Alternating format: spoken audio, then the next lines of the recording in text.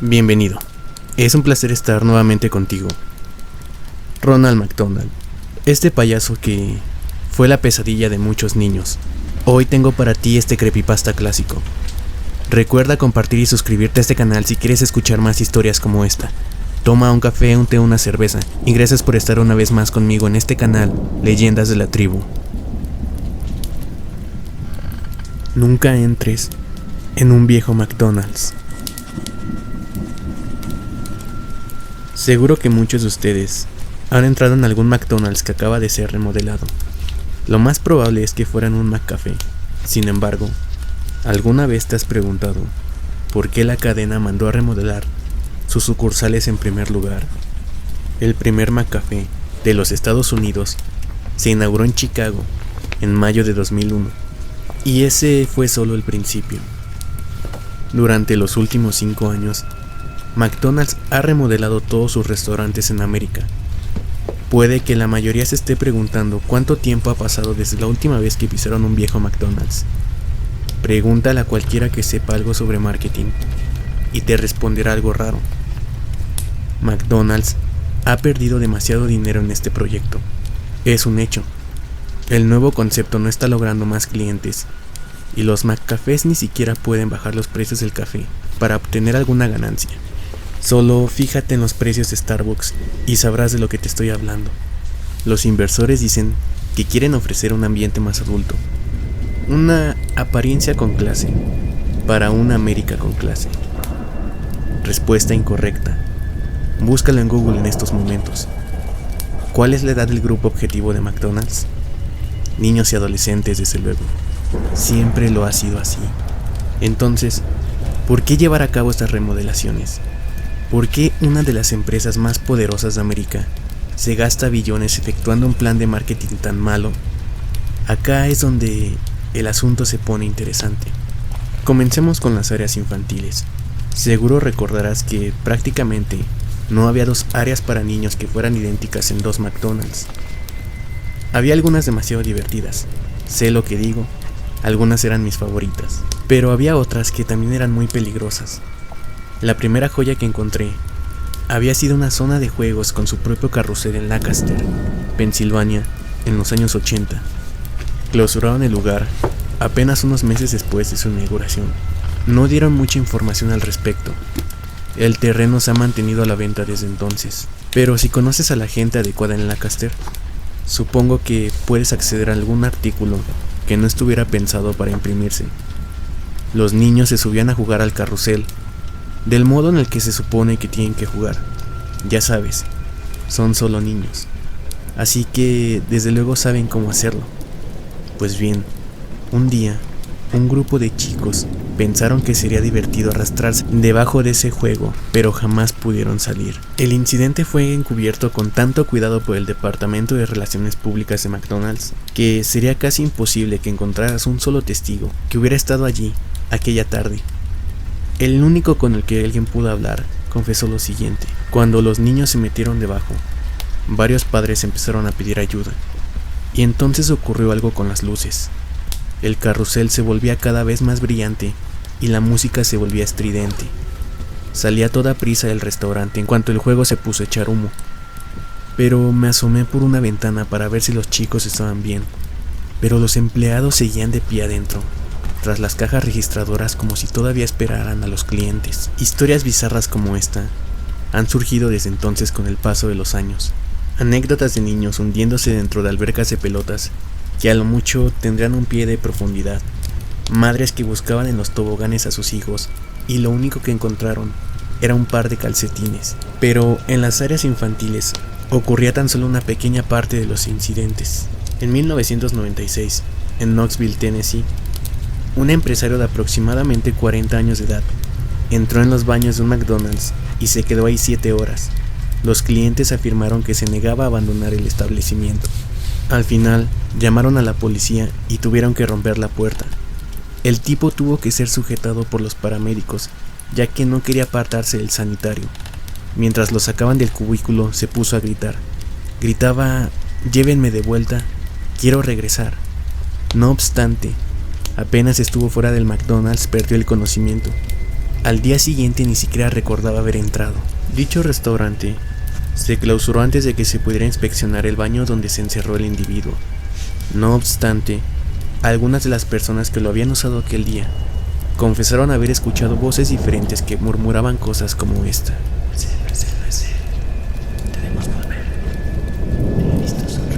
Más adelante, en el 99, un freidor en algún sitio en Vermont entró al restaurante y se vertió encima aceite hirviendo sin inmutarse ni decir una sola palabra.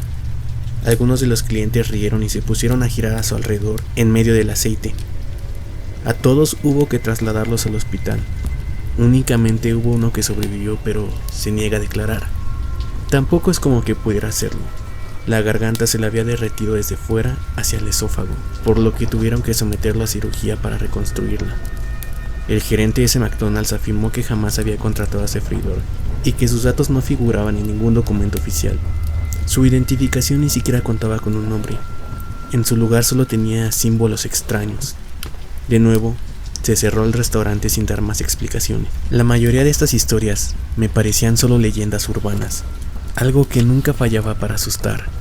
En donde fuera que surgiera una historia, había un McDonald's clausurado. Hacia finales de la década de los 2000, el número de hechos misteriosos iba en aumento, y McDonald's tomó la decisión de demoler sus restaurantes para volverlos a reconstruir, uno por uno. Aunque, como era de esperarse, hubo algunos que se quedaron en pie.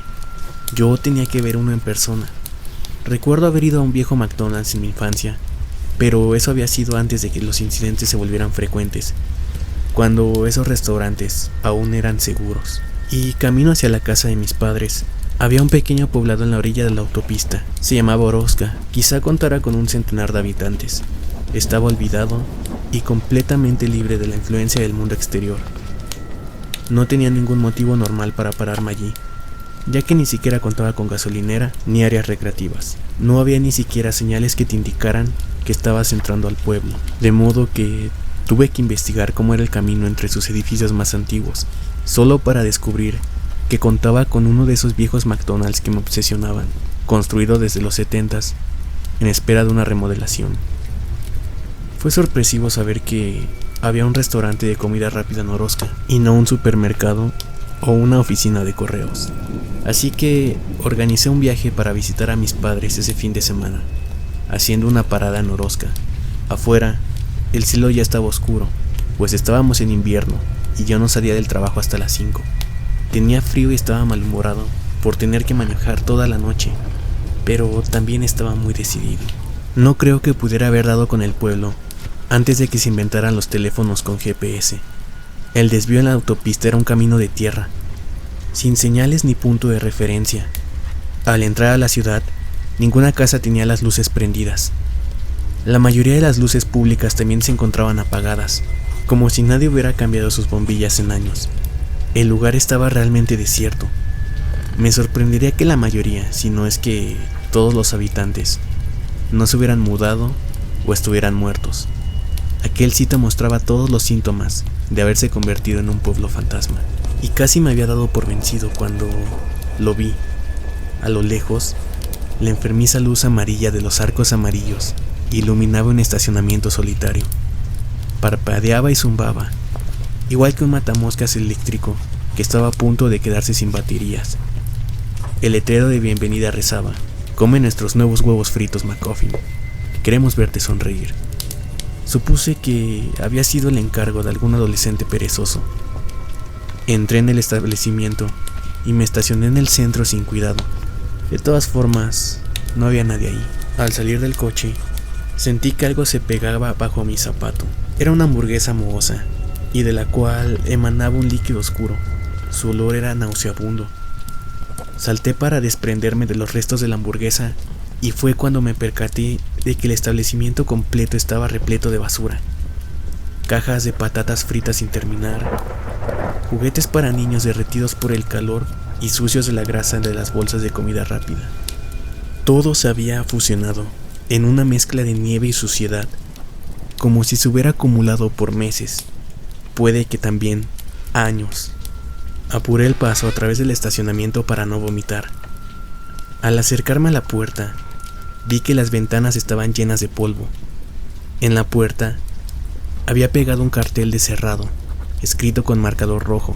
No obstante, en el letrero del interior se podía leer con claridad abierto. Con cuidado, empujé la puerta. Una campanilla artificial entonó la clásica melodía de McDonald's, cuyas últimas notas fallaron al rechinar la puerta. Observé cómo la estancia se iluminaba con una luz fluorescente y me percaté de que todo estaba muerto. No había clientes en las mesas, ni empleados en los mostradores. La pintura roja y amarilla de las paredes estaba cayendo, y las mesas conservaban ese conocido acabado de madera, típico de cualquier McDonald's.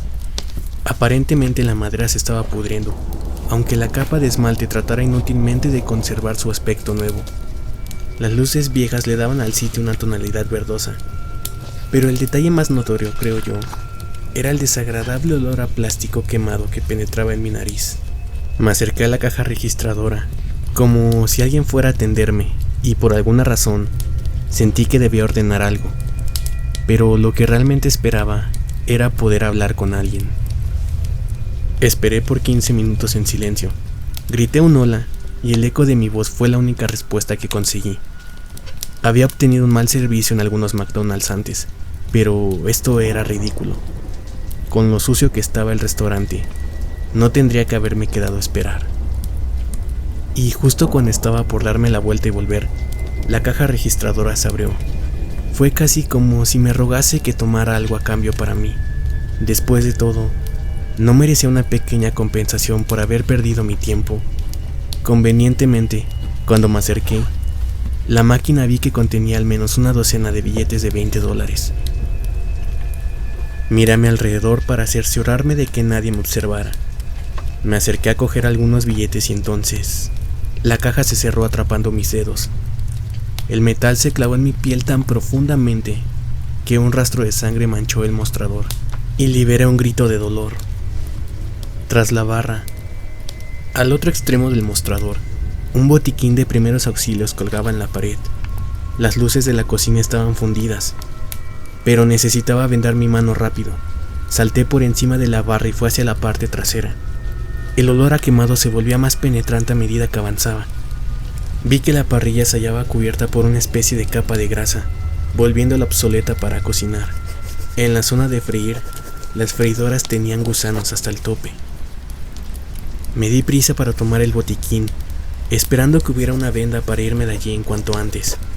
Comenzaba a percatarme de que este McDonald's definitivamente no daba servicio y que, en primer lugar, no debería haber entrado ahí nunca. Abrí el botiquín y tuve que contenerme para no vomitar. Una nube de moho emergió en cuanto lo abrí, seguido de la misma cosa negra que emanaba de la hamburguesa que había pisado afuera. Tosí y agité mis manos en el aire para disipar el moho que flotaba en torno a mi cabeza. La misma campana con la melodía de McDonald's que había escuchado al entrar empezó a sonar y me esforcé para permanecer tranquilo. Me dije que debía estar descompuesta, como todo en este maldito basurero. Miré una vez más hacia el mostrador y todo parecía más lejano. Ese olor asqueroso y la pérdida de sangre debían estarme afectando ya. Miré mi mano para comprobar qué tan mal estaba y para mi sorpresa no había ninguna herida. Aterrorizado, corrí hacia el mostrador, pero algo debajo de la estufa me tomó por el pie y caí. En la oscuridad, mis ojos comenzaban a adaptarse y distinguí la silueta de un cuerpo humano. Alguien estaba metido ahí. Tal vez estaba inconsciente y necesitaba ayuda. Tiré de su brazo y a continuación, un cadáver medio descompuesto se deslizó hacia mí. Traía puesta la camiseta de empleado de McDonald's y un gafete que solo mostraba símbolos extraños. Sus labios esbozaban una sonrisa maliciosa, pero sus ojos gritaban de agonía. Traté de gritar, pero ningún sonido brotó de mi garganta, igual que en las pesadillas. Al intentar incorporarme e ir hacia la barra, las luces empezaron a apagarse y la canción de McDonald's incrementó su volumen, con notas cada vez más distorsionadas. Y en cuanto conseguí sujetarme del mostrador para pasar por encima de él, me quedé paralizado. Desde que entré, no se me había ocurrido mirar hacia el extremo opuesto del establecimiento, hacia el área infantil. En el cristal que la separaba del resto del restaurante, había decenas de huellas de manos ensangrentadas que iban hacia el suelo. El tobogán estaba lleno de rastros de líquido rojo que brotaban de borbotones desde un diminuto agujero en la parte inferior a la izquierda. Más allá se observaba una hilera de sogas atadas a las barras para colgarse, de las que pendía la ropa de los empleados. Sus gafetes ostentaban los mismos símbolos extraños. Las mesas alrededor de la zona estaban ocupadas por bandejas llenas de comida putrefacta y esqueletos.